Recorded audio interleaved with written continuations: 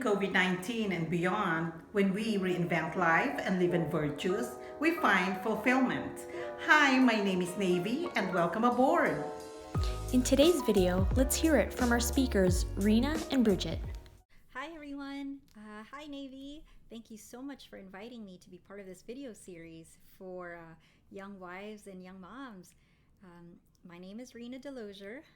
I live in San Diego in California. I've been married 5 years, and my husband Darren and I have 3 young kids, 4 years old and under, and a 4th one on the way. So life is very, very busy, but we are loving every second of it. I'm a pediatrician by profession, and I currently work very part-time during this season of our lives so that I can be mostly at home with our kids, which has been a huge gift.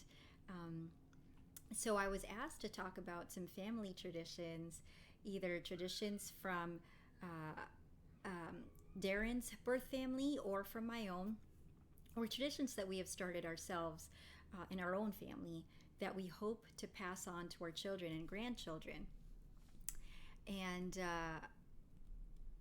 well, the biggest tradition that Darren's family has is their annual Christmas party, where all of Darren's relatives from his father's side get together for a big Christmas celebration. And it's a really big deal. They rent out a function room in a country club, and there's a raffle and everything, and a ton of people come from all over. But unfortunately, Darren's family is in Missouri, so we have not been able to make it out there yet for any of the reunions. But we hope to one year soon, maybe when our kids are a little older. But for our part, we have started family traditions of our own, mostly involving celebrations of birthdays and special days for the members in our family. So we're Catholic.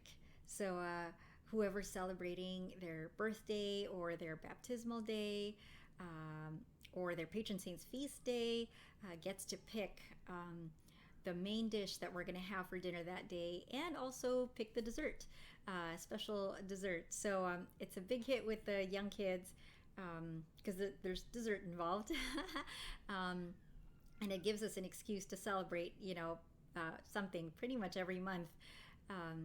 Now, as far as Christmas traditions, one tradition that we have is participating in our parish church's angel Christmas tree.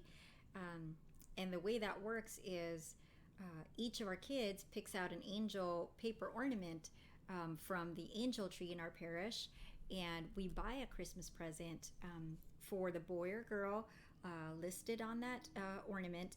And we wrap it up, we bring it back to the church, we put it under the tree, and we say a prayer for that child and their family as well. Another tradition that we actually plan on starting this year for Christmas is getting Jesus' manger ready and comfortable for his coming by filling it with hay until it's nice and soft. So throughout Advent, in the weeks leading up to Christmas, we plan to encourage our kids to do as many good deeds and acts of service as they can every day. And with every good deed, they put a piece of straw in a small wooden crate that we will use as the manger in our nativity display.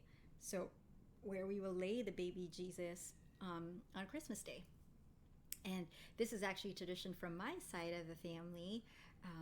And this year, our 2 oldest kids will be old enough to participate in something like this. So we're looking forward to it, and we'll see how it goes. Let's see. Another tradition that we have is once a year we put together a welcome baby care package that we donate to our local pregnancy clinic. And we do this usually in January. So we put together a box of newborn baby supplies with diapers, baby shampoo, and bath wash, diaper cream, baby lotion, and onesies and blankets and other little baby items as our way of helping an expectant mom celebrate and get ready for her baby. And so those are some of the big annual traditions that we've come up with, and we have several, smaller ones, just sprinkled throughout the day as part of our routine. But we believe that family traditions are so important because they help give a family its own unique identity. Traditions give our children roots, a heritage that's uniquely theirs, and they give our kids something on which to ground themselves, so that when they grow up, they have a strong sense of who they are, and where they come from and how they were brought up. And we think that this cultivating this family identity and family culture will help them stay true to themselves when they're older, and when the world is trying to pull them in a million different directions. Plus, not only are they important for a child's development and formation, they also make family life so much more fun, because you have something to look forward to, every month, or even just several times a month. So we encourage you to have your own family traditions. That's it. Hi, Navy Valoria. My name is Bridget Saradin.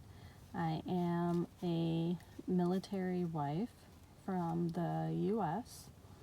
I am married of 6 wonderful years, and we have 3 kids, a 4-year-old, almost 2-year-old, and a newborn. So we're a very, very busy household. And today, I just want to talk to everybody about, being a Catholic woman, military spouse, being Catholic, and what you can do during, especially now during COVID, and to try to make yourself closer to God, especially during these really tough times. So what can you do during, COVID? What I do is I took this as an advantage to focus more on prayer during this time, to kind of take a step back. Everything's closing. That's difficult, especially the churches. That was difficult, not being able to go to church. But we live stream the masses, and we pray more. You make an effort to pray to God more, and you have to take an initiative to do that. And so that's what I did. I probably have been praying more this time, during this time, than I ever have. So yeah, streaming the masses, and you don't have to stream it just on Sundays. You can stream it, during the week as well. Especially during this time, have patience and always ask God for guidance. My routine for prayer is, one, you have to make an effort to make time for prayer. Start your day on a good note right away when you wake up, especially if you're a mother. That during the day you might say, oh, I'll have time later, when you really don't. That time gets away from you. So start right away. I say my morning prayers, my morning offering, my guardian angel prayer, Hail Mary. I always ask Mother Mary for help. She's our mother in heaven. Ask her to help us be better mothers. I ask God for, to help me be more patient, more kind, to do everything with love. Because with 3 little kids, you might feel like you get, I feel like, gets overwhelming, and you don't want to do anything in anger. Always make sure it comes from a place of love. And love is the backbone of everything.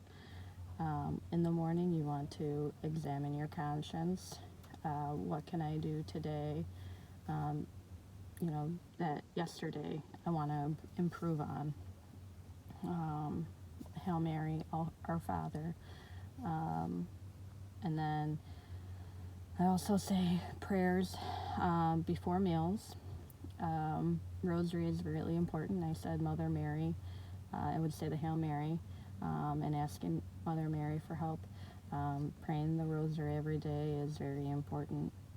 And then in the evening, I say, talk to my guardian angel again, and examine my conscience again. What can I do to be better tomorrow? What do I need to work on? You always can work on something. We're not perfect, and God knows we're not perfect. So there's always room to work on something. Even people that appear that they're perfect, they're not. They always have to work on something, and you're a better person if you can acknowledge that there's always something to work on. So having that humility, asking God to be a better person. And then I also make sure that kids are included in my routine for prayer. The more they see what you're doing, the more they're going to want to. So I firmly believe that kids soak up everything you do, and live by example. So the more you pray, the more they're going to. So making them a part of everything is very important. Encouraging them to say their morning prayers, talking to God, and letting them know that God is with them every day. Morning, evening, prayer before meals, rosary. So hopefully I gave you a little piece of my life, my routine, and hopefully that can help you out. I'm not perfect, and I always ask God for help, and I hope you just remember that God is on your side, and God is there to help you, and He loves you. And God bless you, and I hope you have a wonderful day. Thank you, and keep on reinventing.